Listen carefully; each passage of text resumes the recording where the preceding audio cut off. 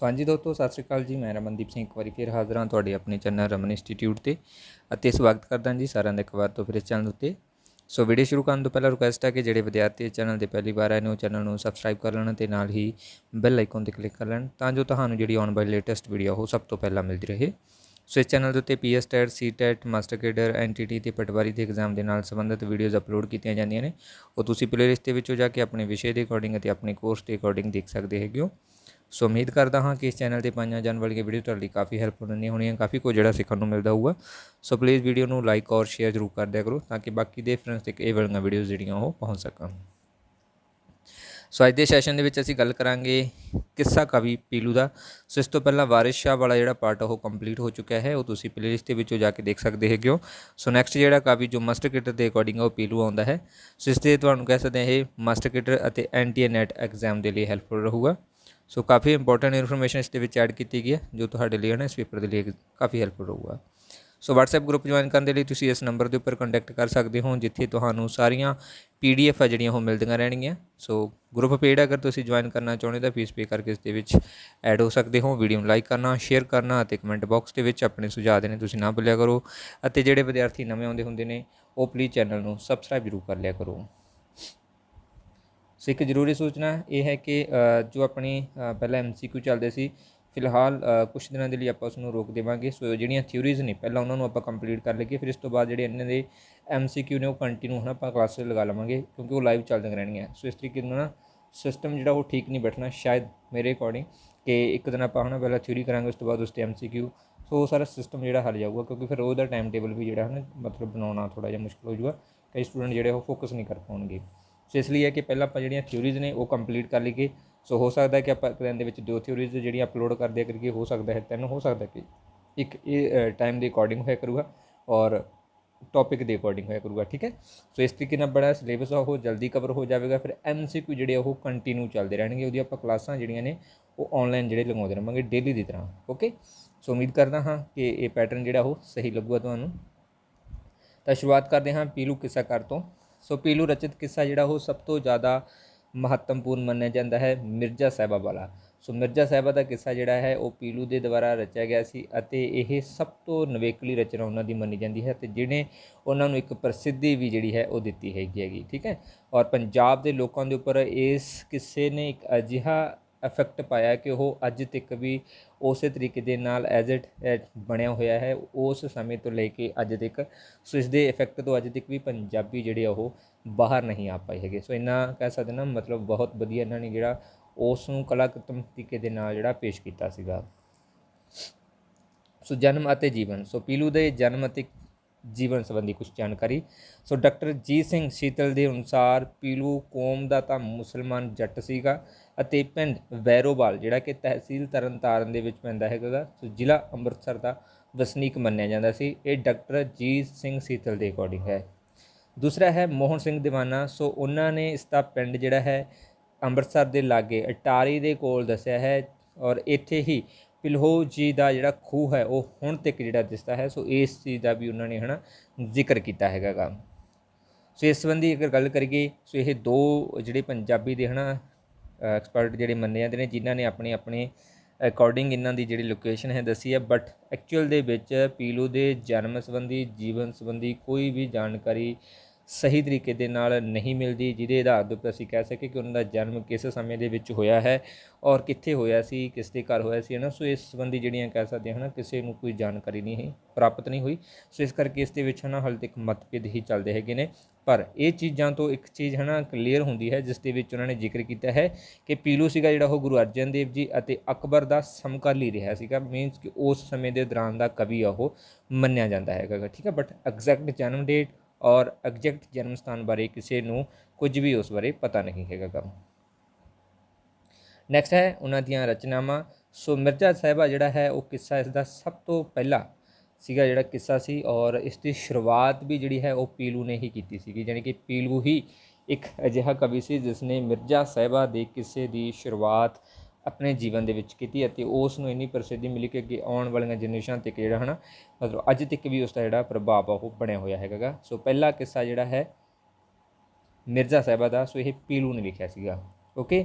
ਉਸ ਤੋਂ ਇਲਾਵਾ ਕਹਿ ਸਕਦੇ ਹੋ ਨਾ ਹੋਰ ਕੋਈ ਵੀ ਇਸ ਤਰ੍ਹਾਂ ਦੀ ਰਚਨਾ ਜਿਹੜੀ ਹੈ ਉਹ ਪੀਲੂ ਦੇ ਦੁਆਰਾ ਰਚਿਤ ਨਹੀਂ ਮਿਲਦੀ ਜਿਹੜੀ ਕਿ ਉਹਨਾਂ ਦੇ ਦੁਆਰਾ ਰਚੀ ਗਈ। ਉਹ ਸਿਰਫ ਅਤੇ ਸਿਰਫ ਮਿਰਜ਼ਾ ਸਾਹਿਬਾ ਹੀ ਉਹਨਾਂ ਦੀ ਇੱਕ ਪ੍ਰਸਿੱਧ ਰਚਨਾ ਮੰਨੀ ਜਾਂਦੀ ਹੈਗੀ। ਸੋ ਇਹ ਕਿੱਸਾ ਜਿਹੜਾ ਉਹ ਲਿਖਤੀ ਰੂਪ ਦੇ ਵਿੱਚ ਨਹੀਂ ਸੀਗਾ, ਸਗੋਂ ਜਿਹੜਾ ਇਹ ਲੋਕਾਂ ਦੇ ਮੂੰਹ ਦੇ ਸੁਣਨ ਤੋਂ ਸਭ ਤੋਂ ਪਹਿਲਾਂ ਸਵੀਟਰਨਰ ਜਿਹੜਾ ਸੀਗਾ ਉਸ ਨੇ ਆਪਣੀ ਪੁਸਤਕ ਰੋਮਾਂਟਿਕ ਟੇਲਜ਼ ਆਫ ਦੀ ਪੰਜਾਬ ਦੇ ਵਿੱਚ ਪ੍ਰਕਾਸ਼ਿਤ ਕੀਤਾ ਸੀ। ਜਿਸ ਨੂੰ ਕੋਈ ਲਿਖਤੀ ਰੂਪ ਨਹੀਂ ਦਿੱਤਾ ਗਿਆ ਸੀ। ਬਾਅਦ ਦੇ ਵਿੱਚ ਜਿਹੜਾ ਕਹਿੰਦਾ ਸਵੀਟਰਨ ਸੀਗਾ ਜਿਹੜਾ ਉਸ ਨੇ ਆਪਣੀ ਪੁਸਤਕ ਰੋਮਾਂਟਿਕ ਟੇਲਜ਼ ਆਫ ਦੀ ਪੰਜਾਬ ਦੇ ਵਿੱਚ ਇਸ ਨੂੰ ਪ੍ਰਕਾਸ਼ਿਤ ਕੀਤਾ ਸੀ, ਜੋ ਕਿ ਮੌਖਿਕ ਰੂਪ ਦੇ ਵਿੱਚ ਉਹ ਕਲੈਕਟ ਕਰਕੇ ਲਿਖਿਆ ਸੀ। ਇਹ ਚੀਜ਼ ਵੀ ਯਾਦ ਰੱਖਣਾ। ਓਕੇ, ਦੂਸਰੇ ਸੀਗੇ ਸਰ ਰਿਚਰਡ ਟੈਂਪਲ। ਸੋ ਇਹਨਾਂ ਨੇ ਵੀ ਆਪਣੀ ਪੁਸਤਕ ਲੀਜੈਂਡ ਆਫ ਦੀ ਪੰਜਾਬ ਦੇ ਵਿੱਚ ਪੀਲੂ ਦੇ ਕਿੱਸੇ ਨੂੰ ਛਪਾਇਆ ਸੀਗਾ। ਸੋ ਇਹਨਾਂ ਨੇ ਵੀ ਉਸੇ ਤਰੀਕੇ ਦੇ ਨਾਲ ਮੌਖਿਕ ਰੂਪ ਦੇ ਵਿੱਚ ਹੀ ਸੁਣ ਕੇ ਅੱਗੇ ਜਿਹੜਾ ਹੈ ਇਸ ਨੂੰ ਪ੍ਰਕਾਸ਼ਿਤ ਕੀਤਾ ਸੀਗਾ ਆਪਣੀ ਇਸ ਰਚਨਾ ਦੇ ਵਿੱਚ। ਓਕੇ, ਸੋ ਇਸ ਤਰੀਕੇ ਨਾਲ ਅਸੀਂ ਇਹ ਕਹਿ ਸਕਦੇ ਹਾਂ ਕਿ ਜਿਹੜਾ ਪੀਲੂ ਦਾ ਕਿੱਸਾ ਹੈ ਉਹ ਕੰਪਲੀਟ ਨਹੀਂ ਹੈਗਾ ਗਾ, ਉਹ ਇੱਕ ਅਧੂਰਾ ਮੰਨਿਆ ਜਾਂਦਾ ਹੈ। ਇਹਦਾ ਕਾਰਨ ਇਹ ਹੈ ਕਿ ਇਸ ਦੀ ਜਿਹੜੀ ਲੜੀ ਆ ਉਹ ਕਈ ਵਾਰ ਟੁੱਟਦੀ ਹੈ ਕਿ ਵਿੱਚ ਵਿਚਾਲੋਂ ਮੀਨਸ ਕਿ ਉਹ ਕੰਟੀਨਿਊ ਚੱਲਦਾ ਨਹੀਂ ਹੈਗਾ। ਉਸ ਦੇ ਵਿੱਚ ਕਈ ਵਾਰ ਕਹਿ ਸਕਦੇ ਨਾ ਵੱਖ-ਵੱਖ ਤਰ੍ਹਾਂ ਦੀ ਕਨਸੈਪਟ ਹੁੰਦੇ ਜੋ ਇਹ ਚੀਜ਼ ਪੇਸ਼ ਕਰਦੇ ਨੇ ਕਿ ਕਿਤੇ ਨਾ ਕਿਤੇ ਉਹ ਘੱਟ-ਵੱਧ ਉਸ ਦੇ ਵਿੱਚ ਜਿਹੜੀ ਹੋਈ ਹੈ ਜਾਂ ਉਹ ਪੂਰਾ ਜਿਹੜਾ ਉਹ ਨਹੀਂ ਲਿਖਿਆ ਗਿਆ ਸੀਗਾ। ਓਕੇ, ਕਾਰਨ ਇਹੀ ਹੈ ਕਿ ਉਹ ਮੌਖਿਕ ਰਿਹਾ ਸੀਗਾ। ਜੇਕਰ ਉਹ ਕਿਸੇ ਲਿਖਤੀ ਰੂਪ ਦੇ ਵਿੱਚ ਹੁੰਦਾ ਤਾਂ ਜ਼ਰੂਰ ਉਹ ਇੱਕ ਅੱਛੇ ਤਰੀਕੇ ਦੇ ਨਾਲ ਲਿਖਿਆ ਹੋਣਾ ਸੀ, ਬਟ ਮੌਖਿਕ ਹੋਣ ਕਰਕੇ ਕਿਸੇ ਨੇ ਕੁਛ ਸੁਣ ਲਿਆ, ਕਿਸੇ ਨੇ ਕੁਛ ਸੁਣਿਆ, ਉਹਦੇ ਆਧਾਰ ਦੇ ਉੱਪਰ ਇਹ ਪ੍ਰਕਾਸ਼ਿਤ ਹੋਇਆ ਸੀਗਾ। ਨੈਕਸਟ ਹੈ ਮੱਧਕਾਲ ਦਾ ਕਿੱਸਾਕਾਰ। ਸੋ ਪੀਲੂ ਜਿਹੜਾ ਹੈ ਉਹ ਮੱਧਕਾਲ ਦਾ ਕਿੱਸਾਕਾਰ ਮੰਨਿਆ ਜਾਂਦਾ ਹੈਗਾ ਗਾ, ਔਰ ਇਸ ਦਾ ਸਮਾਂ ਜਿਹੜਾ ਉਹ 1500 ਤੋਂ ਲੈ ਕੇ 1700 ਈਸਵੀ ਦੇ ਚਰਿੱਤਰ ਜਿਹੜੇ ਯਾਨੀ ਕਿ ਚਰਚਿਤ ਜਿਹੜੇ ਕਿੱਸਾਕਾਰ ਸੀ ਉਹਨਾਂ ਦੇ ਵਿੱਚੋਂ ਇੱਕ ਮਹੱਤਵਪੂਰਨ ਕਿੱਸਾਕਾਰ ਮੰਨਿਆ ਜਾਂਦਾ ਹੈ ਪੀਲੂ ਨੂੰ। ਪੀਲੂ ਦੇ ਸਮੇਂ ਜਗੀਰਦਾਰੀ ਪ੍ਰਣਾਲੀ ਜਿਹੜੀ ਹੈ ਉਹ ਪ੍ਰਚਲਿਤ ਸੀਗੀ ਉਸ ਸਮੇਂ ਦੇ ਵਿੱਚ। ਸੋ ਜਗੀਰਦਾਰੀ ਦਾ ਪੂਰਾ ਪ੍ਰਭਾਵ ਸੀਗਾ। ਇਹ ਕੁਐਸਚਨ ਆ ਜਾਂਦਾ ਕਿ ਕਿਹੜੀ ਪ੍ਰਣਾਲੀ ਪ੍ਰਚਲਿਤ ਸੀ? ਜਗੀਰਦਾਰੀ। ਠੀਕ ਆ, ਬਹੁਤ ਜ਼ਿਆਦਾ ਇਫੈਕਟ ਸੀਗਾ ਉਸ ਸਮੇਂ ਉਹਨਾਂ ਦੇ ਵਿੱਚ। ਉਹਨਾਂ ਤੋਂ ਅਫੈਕਟਡ ਹੋ ਕੇ ਬਹੁਤ ਸਾਰੀਆਂ ਜਿਹੜੀਆਂ ਜਗੀਰਦਾਰੀ ਦੀਆਂ ਪ੍ਰਥਾਵਾਂ ਨੇ, ਜਗੀਰਦਾਰੀ ਦੇ ਨਾਲ ਸੰਬੰਧਿਤ ਮਸਲੇ ਨੇ, ਉਹਨਾਂ ਨੂੰ ਇਸ ਕਿੱਸੇ ਦੇ ਵਿੱਚ ਬੜੇ ਭਰਪੂਰ ਤਰੀਕੇ ਦੇ ਨਾਲ ਵਧੀਆ ਤਰੀਕੇ ਦੇ ਨਾਲ ਉਹਨਾਂ ਨੇ ਪ੍ਰੈਜ਼ੈਂਟ ਕੀਤਾ ਹੈ ਕਿ ਕਿਸ ਤਰੀਕੇ ਦੇ ਨਾਲ ਜਗੀਰਦਾਰੀ ਸਿਸਟਮ ਉਸ ਸਮੇਂ ਦੇ ਵਿੱਚ ਚੱਲਦਾ ਸੀਗਾ। ਨੈਕਸਟ ਹੈ ਮਿਰਜ਼ਾ ਸਾਹਿਬਾ। ਸੋ ਇਹ ਕਿੱਸਾ ਉਹਨਾਂ ਦੇ ਪ੍ਰਸਿੱਧ ਕਿੱਸਿਆਂ ਦੇ ਵਿੱਚ ਇੱਕ ਕਿੱਸਾ ਹੈ। ਸੋ ਕਿੱਸਾ ਮਿਰਜ਼ਾ ਸਾਹਿਬਾ ਹੀ ਵਿਆਪਕ ਅਰਥਾਂ ਦੇ ਵਿੱਚ ਕਿਸੇ ਥੀਮ ਦੇ ਦੁਆਲੇ ਘੁੰਮਦਾ ਹੈ, ਮੀਨਸ ਕਿ ਇਸੇ ਹੀ ਥੀਮ ਦੇ ਦੁਆਲੇ, ਅਰਥਾਤ ਇਸ ਦੇ ਵਿੱਚ ਸਾਹਿਬਾ ਤੇ ਮਿਰਜ਼ੇ ਦੇ ਇਸ਼ਕ ਦੀ ਜਿਹੜੀ ਦਾਸਤਾਨ ਜਾਂ ਕਹਾਣੀ ਹੈ ਉਸ ਨੂੰ ਪ੍ਰੈਜ਼ੈਂਟ ਕੀਤਾ ਗਿਆ ਹੈ। ਸਾਰਾ ਦਾ ਸਾਰਾ ਜਿਹੜਾ ਉਹ ਤਕਰੀਬਨ ਇਸ ਦੋ ਪਾਤਰਾਂ ਦੇ ਆਧਾਰ ਦੇ ਉੱਪਰ ਹੀ ਲਿਖਿਆ ਗਿਆ ਹੈ, ਇਹਨਾਂ ਨੂੰ ਹੀ ਪ੍ਰਮੁੱਖਤਾ ਦਿੱਤੀ ਗਈ ਹੈ। ਔਰ ਇਸ ਕਿੱਸੇ ਦਾ ਜਿਹੜਾ ਉਹ ਅੰਤ ਹੁੰਦਾ ਹੈ ਉਹ ਮਿਰਜ਼ੇ ਦੀ ਮੌਤ ਦੇ ਨਾਲ ਹੁੰਦਾ ਹੈ, ਅਤੇ ਇਹ ਇੱਕ ਦੁਖਾਂਤਕ ਕਿੱਸਾ ਹੈ ਜਿਸ ਦਾ ਪਹਿਲਾ ਦੁਖਾਂਤਕ ਕਿੱਸਾ ਹੈ ਜਿਸ ਦਾ ਅੰਤ ਜਿਹੜਾ ਇਸ ਦੇ ਵਿੱਚ ਮੌਤ ਦੇ ਨਾਲ ਹੁੰਦਾ ਹੈ ਅਤੇ ਦੁਖਾਂਤ ਦੇ ਨਾਲ ਹੁੰਦਾ ਹੈ। ਠੀਕ ਹੈ, ਸੋ ਇਹ ਪਹਿਲਾ ਕਿੱਸਾ ਮੰਨਿਆ ਜਾਂਦਾ ਹੈਗਾ ਗਾ। ਸੋ ਮਿਰਜ਼ਾ ਇੱਥੇ ਜਿਹੜਾ ਹੈ ਉਹ ਆਸ਼ਕ ਹੈ ਜੋ ਕਿ ਸਾਹਿਬਾ ਨੂੰ ਜਿਹੜਾ ਉਹ ਕੱਢ ਕੇ ਲੈ ਜਾਂਦਾ ਹੁੰਦਾ ਹੈ, ਔਰ ਉਸ ਨੂੰ ਆਪਣੀ ਘੋੜੀ ਅਤੇ ਆਪਣੀ ਸੂਰਬੀਰਤਾ ਅਤੇ ਆਪਣੇ ਨਿਸ਼ਾਨੇ ਦੇ ਉੱਪਰ ਬਹੁਤ ਜ਼ਿਆਦਾ ਜਿਹੜਾ ਹੰਕਾਰ ਹੁੰਦਾ ਹੈ। ਮੀਨਸ ਕਿ ਉਹ ਸਮਝਦਾ ਹੈ ਕਿ ਉਹਨੂੰ ਕੋਈ ਹਰਾ ਨਹੀਂ ਸਕਦਾ, ਕੋਈ ਉਸਨੂੰ ਮਾਰ ਨਹੀਂ ਸਕਦਾ। ਸੋ ਇੰਨਾ ਕੁ ਉਹਨੂੰ ਮਤਲਬ ਕਿ ਹੰਕਾਰ ਹੁੰਦਾ ਹੈ ਨਾ। ਪਰ ਦੂਜੇ ਅਰਥਾਂ ਦੇ ਵਿੱਚ ਅਸੀਂ ਗੱਲ ਕਰੀਏ ਤਾਂ ਜਗੀਰਦਾਰੀ ਚੜ੍ਹਦੇ ਮਿਰਜ਼ੇ ਦੀ ਹਰ ਅਦਾ ਦੇ ਵਿੱਚ ਕੰਮ ਕਰਦੀ ਹੈ। ਮੀਨਸ ਕਿ ਉਸ ਦੇ ਵਿੱਚ ਜਗੀਰਦਾਰੀ ਜਿਹੜੀ ਸਿਸਟਮ ਹੈ ਉਹ ਦੇਖਣ ਨੂੰ ਮਿਲਦਾ। ਉਸਦੇ ਭਰਾ ਜਿਹੜੇ ਤਕੜੇ ਸੀਗੇ ਔਰ ਸਿਸਟਮ ਵੀ ਉਹਨਾਂ ਦਾ ਪੂਰਾ ਤਕੜਾ ਸੀਗਾ ਘਰ ਦਾ ਮਤਲਬ ਇਸੇ ਕਰਕੇ ਉਹ ਇਸ਼ਕ ਅਤੇ ਸੂਰਬੀਰਤਾ ਦਾ ਨਾਇਕ ਜਿਹੜਾ ਉਹ ਇਸ ਕਿੱਸੇ ਦੇ ਵਿੱਚ ਕਹਾਉਂਦਾ ਹੈ ਆਪਣੇ ਆਪ ਨੂੰ। ਪਰ ਸੂਰਬੀਰਤਾ ਜੋ ਕਿ ਇਸ਼ਕ ਦੀ ਰਾਹ 'ਤੇ ਚੱਲਦੀ ਹੈ, ਜਗੀਰਦਾਰੀ ਦੇ ਲਈ ਇੱਕ ਵਗਾਰ ਜਿਹੜੀ ਉਹ ਬਣ ਜਾਂਦੀ ਹੈ, ਵੰਗਾਰ ਜਿਹੜੀ ਬਣ ਜਾਂਦੀ ਹੈਗੀ। ਠੀਕ ਹੈ, ਜਗੀਰਦਾਰੀ। ਇਸ ਲਈ ਉਹ ਆਪਣੀਆਂ ਸਾਰੀਆਂ ਜਗੀਰਦਾਰੀ ਸ਼ਕਤੀਆਂ ਦੇ ਨਾਲ ਮਿਰਜ਼ੇ ਨੂੰ ਮਾਰ ਕਰਦੇ ਹਨ। ਮੀਨਸ ਕਿ ਜਿੰਨੇ ਵੀ ਉਸ 'ਤੇ ਜਗੀਰਦਾਰੀ ਹੁੰਦੇ ਹੈਗੇ ਨੇ ਉਹ ਆ ਕੇ ਉਸ ਨੂੰ ਮਾਰ ਦਿੰਦੇ। ਮੀਨਸ ਕਿ ਸਾਹਿਬਾ ਦੇ ਜਿਹੜੇ ਮਤਲਬ ਕਿ ਕਰਦੇ ਹੈਗੇ ਨੇ। ਔਰ ਕਿੱਸਾ ਜਿਹੜਾ ਮਿਰਜ਼ਾ ਸਾਹਿਬਾ ਦੀ ਸ਼ੁਰੂਆਤ ਆ ਉਹ ਸਾਹਿਬਾ ਦੇ ਜਨਮ ਲੈਣ ਤੋਂ ਹੁੰਦੀ ਹੈ। ਇੰਪੋਰਟੈਂਟ ਹੈ ਕਿ ਕਿੱਸਾ ਜਿਹੜਾ ਹੈ ਪੀਲੂ ਦਾ ਉਸਦੀ ਸ਼ੁਰੂਆਤ ਕਿਸ ਪੁਆਇੰਟ ਤੋਂ ਹੁੰਦੀ ਹੈ, ਤਾਂ ਸਾਹਿਬਾ ਦੇ ਜਨਮ ਲੈਣ ਤੋਂ ਹੀ ਸ਼ੁਰੂਆਤ ਹੁੰਦੀ ਹੈਗੀ ਇਸ ਕਿੱਸੇ ਦੀ। ਨੈਕਸਟ ਹੈ ਮਿਰਜ਼ਾ ਸਾਹਿਬਾ ਦੇ ਵਿੱਚੋਂ। ਸੋ ਜਿਹੜੀ ਸ਼ੁਰੂਆਤ ਹੁੰਦੀ ਹੈ ਸੋ ਤੁਕ ਦੇ ਨਾਲ ਘਰ ਖੀਵੇ ਦੇ ਸਾਹਿਬਾ ਜੰਮੀ ਮੰਗਲਵਾਰ ਅਤੇ ਡੂਮ ਸੋਲੇ ਗਾਮ ਦੇ ਖਾਨ ਖੀਵੇ ਦੇ ਬਾਰ। ਸੋ ਇਸ ਤੁਕ ਤੋਂ ਜਿਹੜੀ ਮਤਲਬ ਇਹ ਸ਼ੁਰੂਆਤ ਕਹਿੰਦੇ ਮੰਨੀ ਜਾਂਦੀ ਹੈ ਕਿ ਪਹਿਲਾ ਜਿਹੜਾ ਜ਼ਿਕਰ ਹੁੰਦਾ ਹੈ ਕਿਸੇ ਦੇ ਵਿੱਚ ਉਹ ਮਿਰਜ਼ਾ ਜਿਹੜਾ ਕਹਿ ਸਕਦੇ ਮਿਰਜ਼ਾ ਸਾਹਿਬਾ ਜਿਹੜਾ ਕਿੱਸਾ ਹੈ ਉਸ ਦੇ ਵਿੱਚ ਸਾਹਿਬਾ ਦੇ ਜਨਮ ਤੋਂ ਇਹ ਸਟੋਰੀ ਸ਼ੁਰੂ ਹੁੰਦੀ ਹੈ, ਕਿੱਸਾ ਸ਼ੁਰੂ ਹੁੰਦਾ, ਫਿਰ ਅੱਗੇ ਕੰਟੀਨਿਊ ਚੱਲਦਾ ਹੈ ਜਿਸ ਦੇ ਵਿੱਚ ਬਹੁਤ ਸਾਰੀਆਂ ਦ੍ਰਿਸ਼ ਜਿਹੜੇ ਆ ਉਹ ਮਿਰਜ਼ਾ ਅਤੇ ਸਾਹਿਬਾ ਦੋਨਾਂ ਦੇ ਦੁਆਲੇ ਘੁੰਮਦੇ ਹੈਗੇ ਨੇ। ਸੋ ਇਸ ਦਾ ਵਿਸ਼ਾ ਜਿਹੜਾ ਹੈ ਉਹ ਕੀ ਰਹਿੰਦਾ ਹੈਗਾ ਗਾ। ਸੋ ਪੀਲੂ ਨੇ ਮਿਰਜ਼ਾ ਸਾਹਿਬਾ ਦਾ ਕਿੱਸਾ ਜਿਹੜਾ ਉਹ ਲਿਖਿਆ ਸੀ ਜਿਸ ਦੇ ਵਿੱਚ ਜਿਹੜਾ ਕਿ ਪੰਜਾਬੀ ਦੇ ਵਿੱਚ ਦਮੋਦਰ ਦੀ ਹੀਰ ਦੇ ਵਾਂਗ ਸਭ ਤੋਂ ਪਹਿਲਾਂ ਕਿਸੇ ਨੇ ਨਹੀਂ ਸੀ ਲਿਖਿਆ। ਮੀਨਸ ਕਿ ਦਮੋਦਰ ਦੀ ਜਿਹੜੀ ਹੀਰ ਹੈ ਉਹ ਵੀ ਸਭ ਤੋਂ ਪਹਿਲਾਂ ਉਸੇ ਨੇ ਲਿਖੀ ਸੀਗੀ, ਉਸ ਤੋਂ ਪਹਿਲਾਂ ਨਹੀਂ ਲਿਖੀ ਸੀਗੀ। ਉਸੇ ਤਰੀਕੇ ਦੇ ਨਾਲ ਪੀਲੂ ਦਾ ਜਿਹੜਾ ਕਿੱਸਾ ਹੈ ਮਿਰਜ਼ਾ ਸਾਹਿਬਾ, ਉਹ ਵੀ ਉਸੇ ਨੇ ਹੀ ਸਭ ਤੋਂ ਪਹਿਲਾਂ ਲਿਖਿਆ ਸੀ। ਉਸ ਤੋਂ ਬਾਅਦ ਜਿਹੜਾ ਬਾਕੀ ਨੇ ਆਪਣੇ ਐਕਸਪੈਰੀਮੈਂਟ ਕੀਤੇ, ਬਟ ਸ਼ੁਰੂਆਤ ਜਿਹੜੀ ਹੈ ਉਹ ਪੀਲੂ ਨੇ ਕੀਤੀ ਸੀਗੀ। ਓਕੇ, ਸੋ ਉਸ ਨੇ ਕੀ ਕਹਿ ਸਕਦੇ ਹਾਂ, ਜਾਣੀ ਕਿ ਪੀਲੂ ਨੇ ਜਿਹੜਾ ਹੈ ਮੱਧਕਾਲ ਦੇ ਵਿੱਚ ਹੋਰ ਕਵੀਆਂ ਦੇ ਵਾਂਗ ਇਸਤਰੀ ਜਾਤੀ ਦੀ ਜਿਹੜੀ ਆ ਉਹ ਭੰਡੀ ਕੀਤੀ ਸੀ। ਮਤਲਬ ਉਸਨੇ ਸਾਥ ਛੱਡ ਦਿੱਤਾ ਸੀ ਨਾ, ਧੋਖਾ ਕਰ ਦਿੱਤਾ ਸੀ, ਬੇਈਮਾਨੀ ਕਰ ਦਿੱਤੀ ਸੀ। ਉਸ ਨੂੰ ਪ੍ਰੈਜ਼ੈਂਟ ਕੀਤਾ ਹੈ ਕਿ ਇਸਤਰੀ ਦੀ ਜਿਹੜੀ ਹੈ ਨਾ ਜਾਤੀ ਹੈ ਉਹ ਕਿਹੋ ਜਿਹੀ ਹੈ, ਔਰ ਉਸ ਦੇ ਉੱਪਰ ਜਿਹੜਾ ਉਹਨਾਂ ਨੇ ਦੋਸ਼ ਲਗਾਇਆ ਸੀ। ਹਾਲਾਂਕਿ ਇਸ ਸਮੇਂ ਦੇ ਦੌਰਾਨ ਗੁਰੂ ਨਾਨਕ ਸਾਹਿਬ ਜੀ ਹੈ ਨਾ, ਜੈਸੇ ਗੁਰੂ ਸਾਹਿਬਾਂ ਨੇ ਇਸਤਰੀ ਨੂੰ ਉੱਚਾ ਦਰਜਾ ਦੇਣ ਦੇ ਲਈ ਅਲੱਗ-ਅਲੱਗ ਹੈ ਨਾ ਜਿਹੜੇ ਕਹਿ ਸਕਦੇ ਹਾਂ ਮਿਸ਼ਨ ਚਲਾਏ ਸੀਗੇ, ਤਾਂ ਕਿ ਇਸਤਰੀ ਦੀ ਜਿਹੜੇ ਜੀਵਨ ਦੇ ਵਿੱਚ ਸੁਧਾਰ ਕੀਤਾ। ਦੂਸਰੇ ਪਾਸੇ ਜਿਹੜੇ ਇਹ ਸੀਗੇ ਕਿ ਇਸਤਰੀ ਜਾਤੀ ਨੂੰ ਭੰਡਣ ਦੇ ਲਈ ਹੈ ਨਾ ਫੇਮਸ ਹੋਏ ਹੋਏ ਸੀਗੇ ਕਿ ਕਿਸ ਤਰੀਕੇ ਦੇ ਨਾਲ ਇਸਤਰੀ ਜਾਤੀ ਜਿਹੜੀ ਹੈ ਉਹ ਧੋਖਾਧੜੀ ਜਿਹੜੀ ਕਰਦੀ ਹੈਗੀ ਆ। ਸੋ ਇੱਥੇ ਗੱਲ ਕੀਤੀ ਇਹਨਾਂ ਨੇ। ਪੀਲੂ ਨੇ ਮਿਰਜ਼ੇ ਦੀ ਜੱਟ ਸੱਭਿਅਤਾ ਦਾ ਚਿੱਤਰ ਵੀ ਜਿਹੜਾ ਇਸ ਦੇ ਵਿੱਚ ਪੇਸ਼ ਕੀਤਾ ਹੈ ਇਸ ਕਿੱਸੇ ਦੇ ਵਿੱਚ, ਜਿਵੇਂ ਕਿ ਬਾਝ ਭਰਾਵਾਂ ਜੱਟ ਮਾਰਿਆ ਕੋਈ ਨਾ ਮਿਰਜ਼ੇ ਸੰਗ। ਸੋ ਇੱਥੇ ਉਹਨਾਂ ਕਾਰਨ ਦੱਸਿਆ ਗਿਆ ਹੈ ਕਿ ਜੇਕਰ ਉਸਦੇ ਭਰਾ ਉਸਦੇ ਨਾਲ ਹੁੰਦੇ ਤਾਂ ਸ਼ਾਇਦ ਕਿ ਮਿਰਜ਼ਾ ਜਿਹੜਾ ਉਹ ਨਾ ਮਾਰਿਆ ਜਾਂਦਾ। ਸੋ ਇਕੱਲਾ ਹੋਣ ਕਰਕੇ ਉਸ ਨੂੰ ਮਾਰ ਦਿੱਤਾ ਗਿਆ ਸੀਗਾ। ਸੋ ਪੀਲੂ ਨੇ ਮਿਰਜ਼ਾ ਸਾਹਿਬਾ ਕਿੱਸੇ ਦੇ ਵਿੱਚ ਮਿਰਜ਼ੇ ਦੀ ਸੂਰਮਤਾ ਨੂੰ ਵੀ ਪੇਸ਼ ਕੀਤਾ ਹੈ। ਸੋ ਇਕੱਲਾ ਹੈ ਨਾ ਕਾਫੀ ਸਮੇਂ ਤੱਕ ਲੜਿਆ ਹੈ, ਬਟ ਅੰਤ ਦੇ ਵਿੱਚ ਉਹ ਲੜਦਾ ਹੋਇਆ ਹੈ ਨਾ ਮਤਲਬ ਮਾਰਿਆ ਜਾਂਦਾ ਹੈ, ਜਿਸ ਕਾਰਨ ਕਰਕੇ ਇਸ ਕਹਾਣੀ ਦਾ ਜਿਹੜਾ ਅੰਤ ਆ ਉਹ ਦੁਖਾਂਤਕ ਰੂਪ ਦੇ ਵਿੱਚ ਹੁੰਦਾ ਹੈ, ਅਤੇ ਜਿਹੜਾ ਇਸ ਦਾ ਮੇਨ ਨਾਇਕ ਹੁੰਦਾ ਹੈ, ਹੀਰੋ ਹੁੰਦਾ ਹੈ, ਉਹ ਇੱਕ ਦੁਖਾਂਤਕ ਮੌਤ ਦੇ ਨਾਲ ਜਿਹੜਾ ਐਂਡ ਦੇ ਵਿੱਚ ਖਤਮ ਹੋ ਜਾਂਦਾ ਹੈ ਜਾਂ ਮਰ ਜਾਂਦਾ ਹੈ। ਠੀਕ ਹੈ, ਸੋ ਇਸੇ ਤਰ੍ਹਾਂ ਮਿਰਜ਼ੇ ਦੀ ਸੁਰਮਗਤੀ ਨੂੰ ਬਿਆਨ ਕਰਨ ਦੇ ਲਈ ਕੁਛ ਸਤਰਾਂ ਜਿਹੜੀਆਂ ਉਹਨਾਂ ਦੇ ਦੁਆਰਾ ਲਿਖੀਆਂ ਗਈਆਂ ਨੇ, ਜਿਵੇਂ ਮਿਰਜ਼ਾ ਆਖੇ ਕੋਈ ਨਾ ਦੀਂਦਾ ਸੁਰਮਾ ਜਿਹੜਾ ਮੈਨੂੰ ਹੱਥ ਕਰੇ। ਮੀਨਸ ਕਿ ਉਸ ਨੂੰ ਛੂਹਣ ਵਾਲਾ ਕੋਈ ਨਹੀਂ ਸੀ ਨਾ। ਕੜਕਾ ਪਿੜਾ ਦਿਆਂਗਾ ਟੱਕਰੀ ਮੈਥੋਂ ਵੱਡੇ ਰਾੜ ਡਰੇ, ਵੱਲ ਵੱਲ ਵੱਢਦਿਆਂ ਸੂਰਮੇ ਜਿਉਂ ਖੇਤੀ ਨੂੰ ਪੈਣ ਗੜੇ, ਸਿਰ ਸਿਆਲਾਂ ਦੇ ਵੱਢ ਕੇ ਸਿੱਟੂਆਂ ਵਿੱਚ ਰੜੇ। ਸੋ ਨਾ ਮਤਲਬ ਆਪਣੀ ਸੂਰਮਤਾ ਨੂੰ, ਆਪਣੀ ਸੁਰਮਗਤੀ ਨੂੰ ਜਿਹੜਾ ਉਹ ਪ੍ਰੈਜ਼ੈਂਟ ਕਰਦਾ ਹੈ ਅਤੇ ਇਸ ਕਿੱਸੇ ਦੇ ਵਿੱਚ ਪੀਲੂ ਕਿ ਉਹ ਆਪਣੇ ਆਪ ਨੂੰ ਬਹਾਦਰ ਸਮਝਦਾ ਹੈ ਅਤੇ ਆਪਣੇ ਆਪ ਨੂੰ ਸਭ ਤੋਂ ਹੈ ਨਾ ਇੱਕ ਸ਼ਕਤੀਸ਼ਾਲੀ ਜਿਹੜਾ ਸਮਝਦਾ ਹੈ। ਬਟ ਜਿੱਦਾਂ ਹੀ ਅਸੀਂ ਕਹਿੰਦੇ ਹਾਂ ਕਿ ਉਸ ਨੂੰ ਚਾਰੋਂ ਤਰਫ ਤੋਂ ਹੈ ਨਾ ਘੇਰਾ ਪਾ ਲਿਆ ਜਾਂਦਾ ਹੈ ਸਾਹਿਬਾਂ ਦੇ ਭਰਾਵਾਂ ਦੇ ਦੁਆਰਾ, ਸੋ ਉਸ ਦੌਰਾਨ ਉਸ ਨੂੰ ਹੈ ਨਾ ਇਕੱਠੇ ਹੋ ਕੇ ਜਿਹੜਾ ਮਾਰ ਦਿੱਤਾ ਜਾਂਦਾ ਹੈਗਾ ਗਾ। ਇਸ ਤੋਂ ਇਲਾਵਾ ਜਿਹੜੇ ਉਸਦੇ ਤੀਰ ਹੈ ਉਹ ਤੋੜ ਦਿੱਤੇ ਜਾਂਦੇ ਹੈਗੇ ਨੇਗੇ, ਜਿਹਦੇ ਕਾਰਨ ਕਰਕੇ ਉਸ ਦੀ ਮੌਤ ਦਾ ਪ੍ਰਮੁੱਖ ਕਾਰਨ ਵੀ ਉਹੀ ਬਣ ਜਾਂਦਾ ਹੈ। ਨੈਕਸਟ ਹੈ ਅਰਥ ਇਸਦਾ। ਸੋ ਇਹਨਾਂ ਤੁਕਾਂ ਦੇ ਵਿੱਚ ਸਾਹਿਬਾ ਖੀਵੇ ਖਾਨ ਦਾ ਜਿਹੜਾ ਜ਼ਿਕਰ ਆ ਉਹ ਦੱਸਦਾ ਹੈ ਕਿ ਸਾਰੀ ਕਥਾ ਦੇ ਵਿੱਚ ਇੱਕ ਮੁਸਲਮਾਨ ਘਰ ਦੀ ਜਿਹੜੀ ਸਟੋਰੀ ਹੈ ਉਸ ਨੂੰ ਪੇਸ਼ ਕੀਤਾ ਜਾਂਦਾ ਹੈਗਾ ਗਾ। ਓਕੇ, ਪਰ ਜਦੋਂ ਅਸੀਂ ਇਸ ਦੇ ਵਿੱਚ ਮੰਗਲਵਾਰ ਦਾ ਜ਼ਿਕਰ ਦੇਖਦੇ ਹਾਂ, ਮੀਨਸ ਕਿ ਮੰਗਲਵਾਰ ਡੂਮਾਂ ਦੇ ਸੋਲੇ ਆਦਿ ਨੂੰ ਵੇਖਦੇ ਹਾਂ, ਤਾਂ ਸਾਨੂੰ ਇਹ ਚੀਜ਼ ਇਸ ਤਰ੍ਹਾਂ ਲੱਗਦੀ ਹੈ ਕਿ ਜਿਸ ਤਰ੍ਹਾਂ ਇਹ ਕਿਸੇ ਹਿੰਦੂ ਪਰਿਵਾਰ ਦੀ ਜਿਹੜੀ ਹੈ ਸਟੋਰੀ ਹੈਗੀ ਆ। ਪਰ ਐਕਚੁਅਲ ਦੇ ਵਿੱਚ ਸ਼ੁਰੂਆਤ ਦੇ ਵਿੱਚ ਅਸੀਂ ਦੇਖਦੇ ਹਾਂ ਕਿ ਇਹ ਮੰਨਿਆ ਜਾਂਦਾ ਹੈ ਕਿ ਮੁਸਲਮਾਨ ਦੀ ਇੱਕ ਸਟੋਰੀ ਹੈ, ਪਰ ਜਦੋਂ ਮੰਗਲਵਾਰ ਦਾ ਜ਼ਿਕਰ ਆਉਂਦਾ ਤਾਂ ਇਹਦਾ ਮਤਲਬ ਇਹ ਮੰਨਿਆ ਜਾਂਦਾ ਕਿ ਇਹ ਹਿੰਦੂ ਸੰਸਕ੍ਰਿਤੀ ਦੇ ਨਾਲ ਜੁੜੀ ਹੋਈ ਘਟਨਾ ਹੈਗੀ ਆ। ਸੋ ਸਾਹਿਬਾ ਨੇ ਜਨਮ ਦੀ ਗੱਲ ਕਰਕੇ ਕਿੱਸਾਕਾਰ ਅੱਗੇ ਮਿਰਜ਼ੇ ਦੇ ਜਨਮ ਦੀ ਕਥਾ ਨੂੰ ਸੁਣਾਉਂਦਾ ਹੈ। ਸੋ ਪਹਿਲਾਂ ਜਿਹੜਾ ਹੈ ਸਾਹਿਬਾ ਦੇ ਜਨਮ ਦੀ ਗੱਲ ਤੁਰਦੀ ਹੈ, ਫਿਰ ਇਸ ਤੋਂ ਬਾਅਦ ਮਿਰਜ਼ਾ ਜਿਹੜਾ ਹੈ ਉਸ ਦੇ ਜਨਮ ਦੀ ਕਥਾ ਚੱਲਦੀ ਹੈ।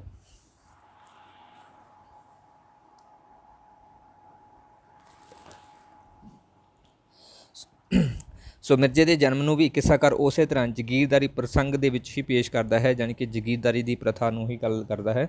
ਪਰ ਇੱਥੇ ਕਿੱਸਾਕਾਰ ਦਾ ਧਿਆਨ ਜਿਹੜਾ ਉਹ ਸਿੱਧਾ ਮਿਰਜ਼ੇ ਦੇ ਉੱਪਰ ਹੈ, ਔਰ ਆਲੇ ਦੁਆਲੇ ਦੇ ਮਤਲਬ ਜੋ ਸਿਸਟਮ ਉਹਦੇ ਉੱਪਰ ਘੱਟ ਰਹਿੰਦਾ ਹੈ। ਸੋ ਜ਼ਿਆਦਾ ਜਿਹੜਾ ਹੈ ਉਹ ਮਿਰਜ਼ੇ ਦੇ ਨਾਲ ਜੁੜੀ ਹੋਈ ਗੱਲ ਨੂੰ ਹੀ ਗੱਲ ਕਰਦਾ ਹੈ, ਮੀਨਸ ਉਸੇ ਦੇ ਉੱਪਰ ਹੀ ਫੋਕਸ ਰੱਖਦਾ ਹੈ।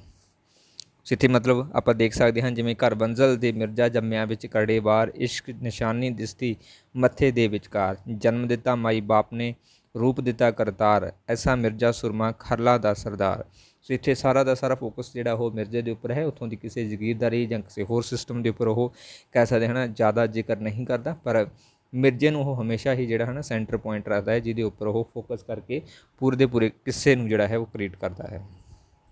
ਨੈਕਸਟ ਹੈ ਇਸ਼ਕ ਦੀ ਗੱਲ ਨੂੰ ਬੜੀਆਂ ਜੁਗਤਾਂ ਦੇ ਨਾਲ ਜਿਹੜਾ ਉਹਨਾਂ ਨੇ ਹੈ ਨਾ ਪ੍ਰੈਜ਼ੈਂਟ ਕੀਤਾ ਹੈ। ਸੋ ਇਸ ਤੋਂ ਬਾਅਦ ਜਿਹੜਾ ਪੀਲੂ ਹੈ ਉਹ ਮਿਰਜ਼ਾ ਸਾਹਿਬਾ ਦੇ ਇਸ਼ਕ ਦੀ ਗੱਲ ਨੂੰ ਜੁਗਤਾਂ ਦੇ ਨਾਲ ਜਿਹੜਾ ਪੇਸ਼ ਕਰਦਾ ਹੈ। ਸੋ ਕਿਸ ਤਰ੍ਹਾਂ ਕਿ ਉਹਨਾਂ ਦੀ ਜਿਹੜੀ ਪੜ੍ਹਾਈ ਹੈ ਉਹ ਪੜ੍ਹਾਈ ਤੋਂ ਹੀ ਇਸ਼ਕ ਵੱਲ ਜਾਣ ਦੀ ਇੱਕ ਵਗਾਵਤ ਹੁੰਦੀ ਹੈ, ਜਿਸ ਦੇ ਥਰੂ ਹੈ ਨਾ ਕਹਿ ਸਕਦੇ ਹਾਂ ਉਹ ਪਹਿਲਾਂ ਮਸਜਿਦ ਦੇ ਵਿੱਚ ਪੜ੍ਹਦੇ ਹੁੰਦੇ ਆ। ਸੋ ਉੱਥੋਂ ਜਿਹੜਾ ਪੜ੍ਹਨ ਤੋਂ ਬਾਅਦ ਹੈ ਨਾ ਉਹਨਾਂ ਦਾ ਇਸ਼ਕ ਹੁੰਦਾ, ਸੋ ਉਸ ਤਰੀਕੇ ਦੇ ਨਾਲ ਉਹ ਕੰਟੀਨਿਊ ਚੱਲਦੇ ਹੈਗੇ ਨੇ। ਸੋ ਕਿੱਸਾਕਾਰ ਜਿਹੜਾ ਹੈ ਇਸ ਸਥਿਤੀ ਦਾ ਧਿਆਨ ਕਰਦੇ ਹੋਏ ਕਹਿੰਦਾ ਹੈ ਕਿ ਸਹਿਬਾਂ ਪੜ੍ਹੇ ਪਟੀਆਂ ਮਿਰਜ਼ਾ ਪੜ੍ਹੇ ਕੁਰਾਨ, ਵਿੱਚ ਮਸੀਤੇ ਲੱਗੀਆਂ ਜਾਣੇ ਕੁੱਲ ਜਹਾਨ, ਨਾ ਮਾਰ ਕਾਜ਼ੀ ਝਮਕਾ ਨਾ ਤੱਤੀ ਨੂੰ ਤਾਏ, ਪੜ੍ਹਨਾ ਸਾਡਾ ਰਹਿ ਗਿਆ ਲੈ ਆਵੇ ਇਸ਼ਕ ਲਿਖਾਏ। ਸੋ ਇਹ ਹੈ ਨਾ ਇਸ ਤਰੀਕੇ ਦੇ ਨਾਲ ਲਿਖਦਾ ਹੈ ਕਿ ਕਿਸ ਤਰੀਕੇ ਦੇ ਨਾਲ ਪਹਿਲਾਂ ਉਹ ਪੜ੍ਹਾਈ ਦੇ ਵਿੱਚ ਵਿਚਰੇ, ਪਰ ਪੜ੍ਹਾਈ ਤੋਂ ਬਾਅਦ ਉਹ ਕਿਸ ਤਰੀਕੇ ਦੇ ਨਾਲ ਇਸ਼ਕ ਦੇ ਵਿੱਚ ਤਬਦੀਲ ਹੁੰਦੇ ਨੇ, ਉਸ ਦਾ ਜਿਹੜਾ ਜ਼ਿਕਰ ਹੈ ਇੱਥੇ ਉਹ ਮਿਲਦਾ ਹੈ। ਨੈਕਸਟ ਹੈ ਜਗੀਰਦਾਰੀ ਸਮਾਜ। ਸੋ ਆਪਣੇ ਕਿੱਸੇ ਦੇ ਵਿੱਚ ਜਿਹੜਾ ਪੀਲੂ ਉਹ ਜਗੀਰਦਾਰੀ ਸਮਾਜ ਦੀ ਇੱਕ ਹੋਰ ਗੱਲ ਨੂੰ ਵੀ ਜਿਹੜਾ ਬਿਆਨ ਕਰਦਾ ਹੈ, ਜਿਸ ਦੇ ਵਿੱਚ ਕੀ ਉਹ ਹੁਸਨ ਤੇ ਜੋਬਨ ਦੀ ਉਤੇਜਨਾ ਦੀ ਪਾਤਰ ਤੀਵੀ ਨੂੰ ਹੀ ਬਣਨਾ ਪੈਂਦਾ ਹੈ ਜਗੀਰਦਾਰੀ ਪ੍ਰਥਾ ਦੇ ਵਿੱਚ ਵੀ।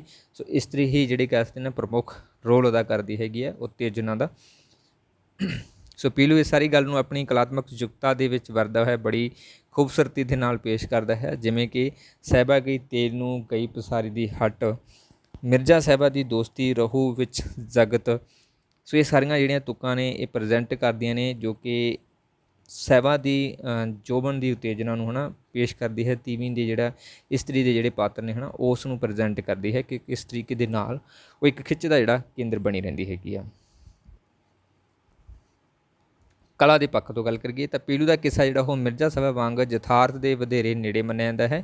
ਸੋ ਜਿਸ ਤਰੀਕੇ ਦੇ ਨਾਲ ਮਿਰਜ਼ਾ ਸਾਹਿਬਾ ਦਾ ਜਿਹੜਾ ਕਿੱਸਾ ਉਹ ਸਾਰੇ ਦੇ ਸਾਰਾ ਰੀਅਲਟੀ ਦੇ ਵਿੱਚ ਮੰਨਿਆ ਜਾਂਦਾ ਹੈਗਾ, ਵਧੇਰੇ ਨੇੜੇ ਮੰਨਿਆ ਜਾਂਦਾ ਹੈ, ਔਰ ਇਹਨਾਂ ਨੇ ਜ਼ਿਆਦਾਤਰ ਸ਼ਿੰਗਾਰ ਅਤੇ ਵੀਰ ਰਸ ਦੀਆਂ ਜਿਹੜੀਆਂ ਕਹਿ ਸਕਦੇ ਮਿਸਾਲਾਂ ਦੇ ਰੂਪ ਦੇ ਵਿੱਚ ਜਾਂ ਇਸ ਰਸ ਨੂੰ ਵਰਤ ਕੇ ਇਸ ਕਿੱਸੇ ਦਾ ਨਿਰਮਾਣ ਕੀਤਾ ਹੈਗਾ।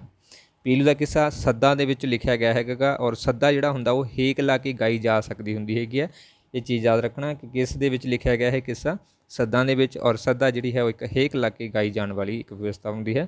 ਔਰ ਪੀਲੂ ਦੇ ਕਿੱਸੇ ਦੇ ਵਿੱਚ ਵੱਖ-ਵੱਖ ਪੱਖਾਂ ਤੋਂ ਪ੍ਰਭਾਵਸ਼ਾਲੀ ਢੰਗ ਦੇ ਨਾਲ ਇਸ ਨੂੰ ਬਿਆਨ ਕੀਤਾ ਹੋਇਆ ਹੈ, ਜਿਵੇਂ ਕਿ ਸਾਹਿਬਾ ਦੀ ਸੁੰਦਰਤਾ ਦਾ ਬਿਆਨ ਉਹ ਭਾਰਤੀ ਢੰਗ ਦੇ ਨਾਲ ਕਰਦਾ ਹੈ।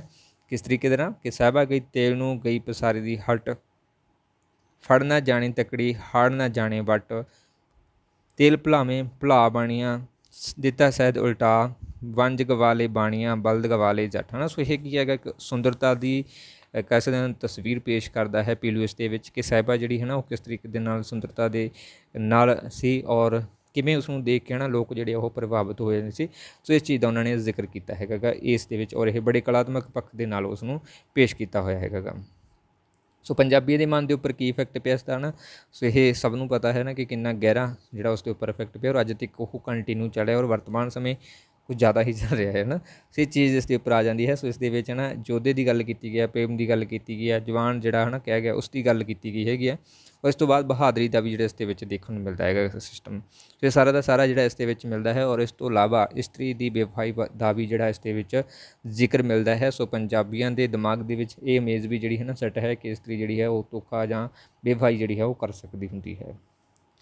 ਸੋ ਜਿਵੇਂ ਕਿ ਇੱਥੇ ਦੱਸਿਆ ਹੈ ਕਿ ਜਿਵੇਂ ਮਿਰਜ਼ੇ ਨੂੰ ਹੈ ਨਾ ਮਾਰ ਦਿੱਤਾ ਜਾਂਦਾ ਹੈ, ਸੋ ਜਿਵੇਂ ਕਿ ਬਾਝ ਭਰਾਵਾਂ ਜੱਟ ਮਾਰਿਆ ਨਾ ਕੋਈ ਨਾ ਮਿਰਜ਼ੇ ਦੇ ਸੰਗ, ਮਤਲਬ ਕੋਈ ਇਕੱਲਾ ਰਹਿ ਜਾਂਦਾ ਹੈ, ਜਿਸ ਕਾਰਨ ਕਰਕੇ ਉਸ ਨੂੰ ਉਸਦੇ ਸਾਹਿਬਾ ਦੇ ਜਿਹੜੇ ਭਰਾ ਨੇ ਉਹ ਮਾਰ ਦਿੰਦੇ ਹੈਗੇ ਨੇ। ਕਰੋਨਾਮਈ ਧੁਨ। ਸੋ ਇਸ ਦੇ ਵਿੱਚ ਜੇ ਗੱਲ ਕਰੀਏ ਕਰੋਨਾਮਈ ਧੁਨ ਜਿਹੜੀ ਹੈ ਉਹ ਦੇਖਣ ਨੂੰ ਮਿਲਦੀ ਹੈਗੀ। ਸੋ ਮਿਰਜ਼ੇ ਨੇ ਜੱਟ ਸੱਭਿਅਤਾ ਦਾ ਜਿਹੜਾ ਉਹ ਚਰਿੱਤਰ ਉਸ ਨੂੰ ਵੀ ਸਪਸ਼ਟ ਕਰਦੀ ਹੈ ਕਰੋਨਾਮਈ ਧੁਨ। ਸੋ ਇਸ ਦੇ ਵਿੱਚ ਇਹਨਾਂ ਨੇ ਗੱਲ ਕੀਤੀ ਹੈ ਕਿ ਪੀਲੂ ਦੀ ਨਜ਼ਰ ਦੇ ਵਿੱਚ ਇਸਤਰੀ ਜਿਹੜੀ ਹੈ ਉਹ ਮਤਹੀਨ ਹੁੰਦੀ ਹੈ ਅਤੇ ਮਿੱਤਰ ਤਰੋ ਹੁੰਦੀ ਹੈ, ਮਤਲਬ ਧੋਖਾ ਕਰਨ ਵਾਲੀ ਹੀ ਹੁੰਦੀ ਹੈ। ਸੋ ਇੱਥੇ ਚੜ੍ਹਦੇ ਮਿਰਜ਼ੇ ਖਾਨ ਨੂੰ ਜੱਟ ਵਾਂਝਣ ਦਿੰਦਾ ਮੱਥ, ਲੇਖੀ ਹੱਥ ਨਾ ਵੀ ਦਾਸ਼ਨ ਮੰਦਾ ਦੀ ਪੱਤ। ਸੋ ਇਹ ਨਾ ਸ਼ਬਦ ਨੇ ਜਿਹੜੇ ਡਿਫਾਈਨ ਕਰਦੇ ਹੈਗੇ ਨੇ ਇਸ ਚੀਜ਼ ਨੂੰ ਕਿ ਕਿਸ ਤਰੀਕੇ ਦੇ ਨਾਲ ਜਿਹੜਾ ਇਸਤਰੀ ਦੀ ਜਿਹੜੀ ਸਥਿਤੀ ਹੈ ਉਹ ਖਰਾਬ ਹੁੰਦੀ ਹੈ, ਮਤਹੀਨ ਹੁੰਦੀ ਹੈ ਅਤੇ ਮਿੱਤਰ ਧਰੋ ਜਿਹੜਾ ਉਹ ਕਰਦੀ ਰਹਿੰਦੀ ਹੈਗੀ। ਨੈਕਸਟ ਹੈ ਰਚਨਾ ਦੀ ਵਡਿਆਈ। ਸੋ ਪੀਲੂ ਜਿਹੜਾ ਹੈ ਉਹ ਆਪਣੀ ਰਚਨਾ ਦੀ ਵਡਿਆਈ ਵੀ ਕਰਦਾ ਹੈਗਾ। ਸੋ ਉਹ ਕੀ ਹੈ ਭਗਤ ਕਾਲੂ, ਭਗਤ ਝੱਜੂ, ਸ਼ਾਹ ਹੁਸੈਨ ਦਾ ਸਮਕਾਲੀ ਜਿਹੜਾ ਹੈ ਉਹ ਮੰਨਿਆ ਜਾਂਦਾ ਹੈਗਾ, ਔਰ ਅਕਸਰ ਪੀਲੂ ਸ਼ਾਇਰ ਨੂੰ ਭਗਤ ਪੀਲੂ ਦੇ ਨਾਮ ਨਾਲ ਵੀ ਜਿਹੜਾ ਜਾਣਿਆ ਜਾਂਦਾ ਹੈ ਕਿ ਉਸ ਨੂੰ ਨਾ ਪੀਲੂ ਭਗਤ ਵੀ ਕਿਹਾ ਜਾਂਦਾ ਸੀ।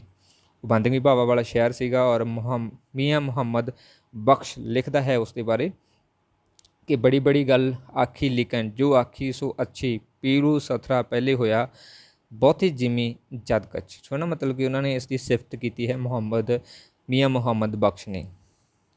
ਨੈਕਸਟ ਹੈ ਇਹਨਾਂ ਦੇ ਨਾਲ ਰਿਲੇਟਡ ਹੋਰ ਕੁਝ ਫੈਕਟਰ ਜਿਹੜੇ ਕਿ ਪੀਲੂ ਦੇ ਨਾਲ ਰਿਲੇਟਡ ਨੇ। ਸੋ ਪਹਿਲਾ ਹੈ ਕਿ ਇਹ 16ਵੀਂ ਤੋਂ 17ਵੀਂ ਸਦੀ ਦਾ ਕਵੀ ਜਿਹੜਾ ਉਹ ਮੰਨਿਆ ਜਾਂਦਾ ਹੈ, ਮੋਸਟ ਇੰਪੋਰਟੈਂਟ ਹੈ। ਸੋ ਮਿਰਜ਼ਾ ਜਿਹੜਾ ਇਸ ਦੇ ਵਿੱਚ ਉਹ ਸਦ ਰੂਪ ਦੇ ਵਿੱਚ ਲਿਖਿਆ ਹੋਇਆ ਇੱਕ ਕਿੱਸਾ ਹੈ, ਔਰ ਇਸ ਤੋਂ ਇਲਾਵਾ ਕਿਸੇ ਦਾ ਅੰਤ ਜਿਹੜਾ ਉਹ ਦਖਾਂਤਕ ਰਹਿੰਦਾ ਹੈਗਾ।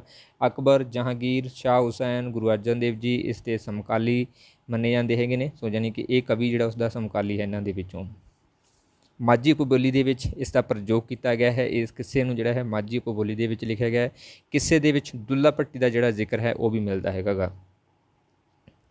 ਪੀਲੂ ਅਨੁਸਾਰ ਮਿਰਜ਼ਾ ਸਾਹਿਬਾ ਦਾ ਪਿਆਰ ਜਿਹੜਾ ਉਹ ਮਸੀਤ ਦੇ ਵਿੱਚ ਪੜ੍ਹਦੇ ਹੋਏ ਹੁੰਦਾ ਹੈਗਾ ਗਾ, ਔਰ ਸਾਹਿਬਾ ਦਾ ਪਿਤਾ ਦਾ ਨਾਮ ਸੀਗਾ ਜਿਹੜਾ ਉਹ ਖਾਨ ਖੀਵਾ ਸੀਗਾ, ਅਤੇ ਕਿੱਸੇ ਦੇ ਵਿੱਚ ਸ਼ਿੰਗਾਰ ਰਸ, ਬੀਰ ਰਸ ਅਤੇ ਕਰੋਨਾ ਰਸ ਦਾ ਜਿਹੜਾ ਉਹ ਸਮੇਲ ਮੰਨਿਆ ਜਾਂਦਾ ਹੈ। ਮਤਲਬ ਇਹਨਾਂ ਨੂੰ ਮਿਲਾ ਕੇ ਜਿਹੜਾ ਲਿਖਿਆ ਗਿਆ ਹੈ। ਕਰੋਨਾ ਰਸ ਦਾ ਜਿਹੜਾ ਪ੍ਰਭਾਵ ਆ ਉਹ ਵੱਧ ਮਿਲਦਾ ਹੈ। ਸੋ ਜਿਸ ਦੇ ਕਾਰਨ ਸਰ ਰਿਚਰਡ ਟੈਂਪਲ ਨੇ ਢਾਡੀਆਂ, ਮਰਾਸੀਆਂ, ਡੂਮਾ ਤੋਂ ਇਹ ਪ੍ਰੇਮਿਕਾ ਕਥਾ ਜਵਾਨੀ ਸੁਣ ਕੇ ਪਹਿਲੀ ਵਾਰ ਆਪਣੀ ਪੁਸਤਕ ਲੈਫਡੈਂਸ ਆਫ ਪੰਜਾਬ ਦੇ ਵਿੱਚ ਅੰਕਿਤ ਕੀਤੀ ਸੀਗੀ। ਠੀਕ ਹੈ। ਪੀਲੂ ਦਾ ਪਾਰਕਾਲੀ ਆਲੋਚਕ ਕਿੱਸਾਕਾਰ ਸੀਗਾ। ਹਾਫਿਜ਼ ਉਸ ਬਾਰੇ ਲਿਖਦਾ ਹੈ ਕਿ ਜਾਰੋ ਪੀਲੂ ਨਾਲ ਬਰਾਬਰੀ ਸ਼ਾਇਰ ਭੁੱਲ ਕਰੇ, ਉਹਨੂੰ ਪੰਜਾਂ ਪੀਰਾਂ ਦਾ ਥਾਪਣ ਕੰਮੀ ਦਸਤਤਰੇਨ, ਮੀਨਸ ਕਹਿਣਾ ਉਸਦੀ ਸਿਫਤ ਕੀਤੀ ਕਿ ਉਸ ਵਰਗੀ ਜਿਹੜੀ ਰਚਨਾ ਹੈ ਉਹ ਸ਼ਾਇਦ ਕੋਈ ਹੋਰ ਨਹੀਂ ਲਿਖ ਸਕਦਾ। ਸੋ ਉਹਦੇ ਬਰਾਬਰ ਦੀ ਜਿਹੜਾ ਕਹਿ ਸਕਦੇ ਨਾ ਤੁਸੀਂ ਮੁਕਾਬਲਾ ਨਹੀਂ ਕਰ ਸਕਦੇ। ਇਸ ਪ੍ਰਤੀ ਉਹਨਾਂ ਨੇ ਇਹ ਸ਼ਬਦ ਲਿਖੇ ਸੀ। ਸੋ ਇਸੇ ਤਰ੍ਹਾਂ ਆਲੋਚਕ ਕਿੱਸਾਕਾਰ ਅਹਿਮਦ ਜਾਰਵੀ ਪੀਲੂ ਦੀ ਤਾਰੀਫ ਕਰਦੇ ਹੋਏ ਲਿਖਦਾ ਹੈ ਕਿ ਪੀਲੂ ਨਾਲ ਨਾ ਰੀਸ ਕਿਸੇ ਦੀ, ਉਸ ਵਿੱਚ ਸੋਝ ਅਲੈਦੀ, ਮਸਤ ਨਿਗਾਹ ਕੀਤੀ ਉਸ ਪਾਸੇ ਕਿਸੇ ਫਕੀਰ ਵਲੀ ਦੀ। ਸੋ ਇੱਥੇ ਉਹਨਾਂ ਨੇ ਮਤਲਬ ਕਿ ਜਿਹੜਾ ਕਹਿ ਸਕਦੇ ਹੈਗੇ ਅਹਿਮਦ ਜਾਰ ਹੈ ਉਸ ਨੇ ਵੀ ਇਸ ਦੀ ਸਿਫਤ ਕੀਤੀ ਹੈ ਕਿ ਪੀਲੂ ਦਾ ਜਿਹੜਾ ਕਿੱਸਾ ਹੈ ਉਹ ਬੜਾ ਅੱਛਾ ਕਿੱਸਾ ਹੈ। ਉਸ ਦੇ ਵਿੱਚ ਪੂਰਨ ਤੌਰ ਦੇ ਉੱਪਰ ਜਿਹੜਾ ਕਹਿ ਸਕਦੇ ਹਾਂ ਅੱਛੀ ਜਿਹੜੀ ਰਚਨਾ ਹੈ ਉਸ ਨੂੰ ਪ੍ਰੈਜੈਂਟ ਕੀਤਾ ਗਿਆ, ਔਰ ਉਸ ਵਰਗੀ ਰਚਨਾ ਜਿਹੜੀ ਹੈ ਹੋਰ ਲਿਖਣ ਦੀ ਕੋਈ ਕੋਸ਼ਿਸ਼ ਨਾ ਕਰਨਾ, ਕਿਉਂਕਿ ਉਸ ਵਰਗਾ ਤੁਸੀਂ ਜਿਹੜਾ ਨਹੀਂ ਲਿਖ ਸਕਦੇ। ਓਕੇ। ਸੋ ਇਹ ਸੀ ਸਾਡਾ ਇਹਦਾ ਟੌਪਿਕ, ਜਿਸ ਦੇ ਵਿੱਚ ਪੀਲੂ ਨੂੰ ਲੈ ਕੇ ਸਾਰੇ ਹੀ ਇੰਪੋਰਟੈਂਟ ਪਾਰਟ ਜਿਹੜੇ ਉਹ ਡਿਸਕਸ ਕੀਤੇ ਸੀ। ਇਸ ਤੋਂ ਇਲਾਵਾ ਜਿਹੜੇ MCQ ਹੋਣਗੇ ਉਹ ਆਪਾਂ ਲਾਸਟ ਦੇ ਵਿੱਚ ਕਰਾਂਗੇ। ਸੋ ਉੱਥੇ ਕੁਝ ਹੋਰ ਫੈਕਟਰ ਵੀ ਜਿਹੜੇ ਐਡ ਹੋ ਸਕਦੇ ਨੇ, ਜਿਹੜੇ ਕਿ ਵੱਖ-ਵੱਖ ਕਿਤਾਬਾਂ ਦੇ ਵਿੱਚੋਂ ਤੁਹਾਨੂੰ ਕਲੈਕਟ ਕਰਕੇ ਦੇ ਦੇਵਾਂਗਾ। ਸੋ WhatsApp ਗਰੁੱਪ ਜੁਆਇਨ ਕਰਨ ਦੇ ਲਈ ਤੁਸੀਂ ਇਸ ਨੰਬਰ ਦੇ ਉੱਪਰ ਕੰਟੈਕਟ ਕਰ ਸਕਦੇ ਹੋ। ਵੀਡੀਓ ਨੂੰ ਲਾਈਕ ਕਰਨਾ, ਸ਼ੇਅਰ ਕਰਨਾ ਅਤੇ ਕਮੈਂਟ ਬਾਕਸ ਦੇ ਵਿੱਚ ਆਪਣੇ ਸੁਝਾਅ ਦੇਣੇ ਤੁਸੀਂ ਨਾ ਭੁੱਲਿਆ ਕਰੋ। ਅਤੇ ਜਿਹੜੇ ਵਿਦਿਆਰਥੀ ਨਵੇਂ ਆਉਂਦੇ ਹੁੰਦੇ ਨੇ ਉਹ ਪਲੀਜ਼ ਚੈਨਲ ਨੂੰ ਸਬਸਕ੍ਰਾਈਬ ਜ਼ਰੂਰ ਕਰ ਲਿਆ ਕਰੋ। Thank you so much.